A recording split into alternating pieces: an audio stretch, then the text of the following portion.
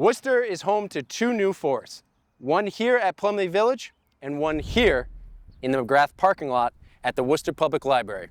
Both of these forests are Miyawaki forests. My name's Tom Matthews, and on this episode of The Buzz, I'll be talking to City Manager to find out all about Miyawaki forests, how they help alleviate urban heat islands, flooding, and have a bunch of other climate mitigating benefits. All right, I'm told I've got a tree I need to go plant, so let's do it.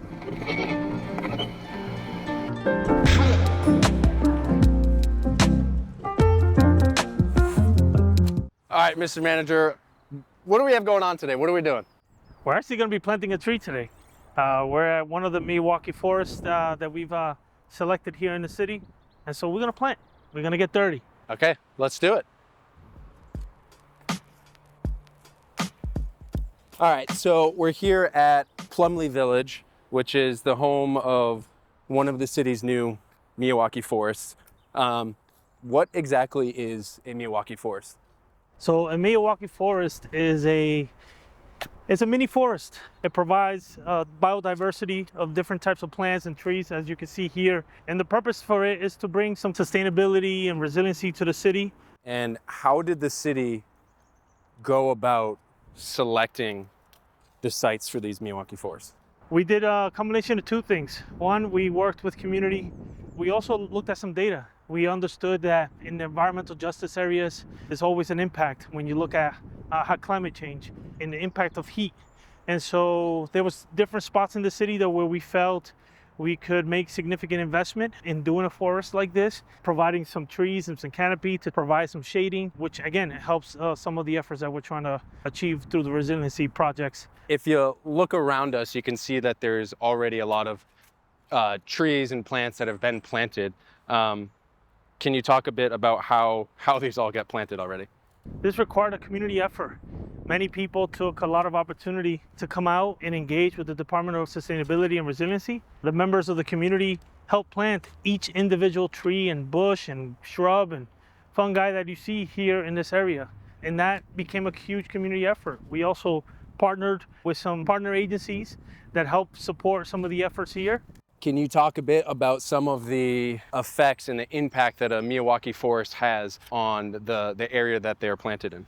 It creates a big area where the shading, you're bringing forward some greenery to the space. Yep. Again, it provides a significant biodiversity to that neighborhood. And even like some flooding, it helps with flooding with the stormwater runoff and drainage. Yeah, but also it helps to kind of strengthen the neighborhood and the oxygen and everything else that a climate resilient kind of environment creates for a neighborhood and a community like Worcester. Part of this project, I understand there's going to be two what are known as cool pocket locations. Yeah, and what it does is is providing some shading.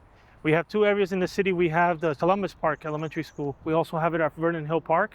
And again, these are just two elements that add additional shading in those areas. It's smaller. This one here, I believe it's over 8,000 square feet. The Miyawaki forest that we have over at the McGrath Boulevard, that's a little over 6,000 square feet. These forests are about less than 10,000 square feet, and it provides a cool opportunity to plant a little bit more trees and shrubs in the neighborhoods. Yeah, you just mentioned one of the other Miyawaki forests, which is over at the Worcester Public Library main branch parking lot there in the McGrath lot. Another great opportunity where hundreds of community members came out and were able to do what we're doing right now, digging a hole, planting a tree, but also a great opportunity for them to be stewards of the forest and invested it in the long-term maintenance of the forest. When you have community members getting involved in any type of work, municipal government work, they feel a sense of empowerment, a sense of pride, of civic engagement, that they're involved and they're connected into the work.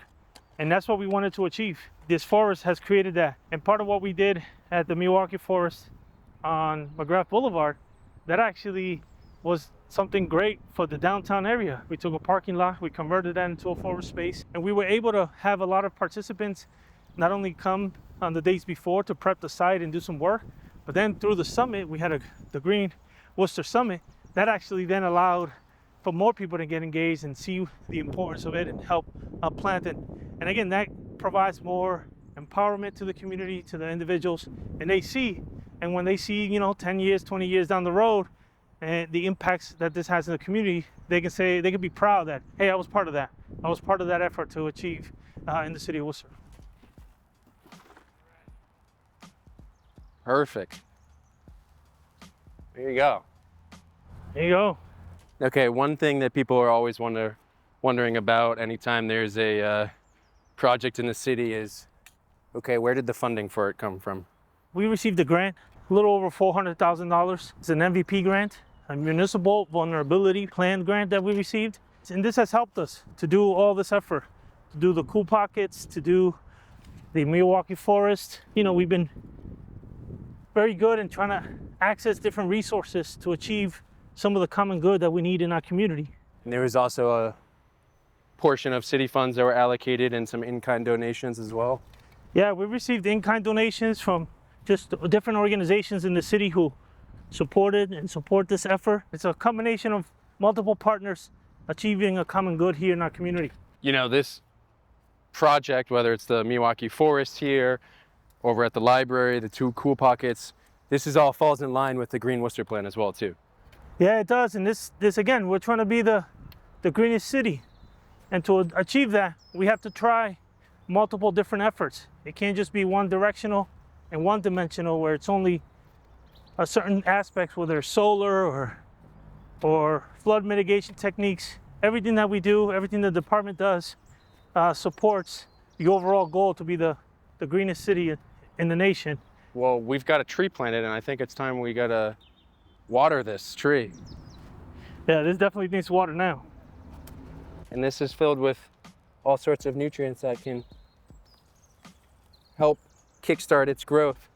All right, Mr. Manager, I think we've got a successful tree planting here at the Plumley Village Miyawaki Forest. Anything else folks should know about Miyawaki Forest in the city? Oh, I think there's going to be some further engagement from community and some of the efforts that we're working through. So just look for further information on the Green Worcester page, also on the Sustainability and Resiliency webpage and the city page of worcesterma.gov. We're extremely grateful for the work that the department is doing, that the community has done to achieve this here. I hear we've got a crowdsourcing map on the DSR webpage, so go to that. They're soliciting feedback from the community to find out where else in the city we can do projects just like this. All right, so Mr. Manager, job well done, and thank you so much. Yeah, good work, good work. All right. Thank you. And thank you for tuning in. Head on over, make sure to give us a follow on all of our social media channels, and make sure to head over to worcesterma.gov to find out everything else that's happening in the city.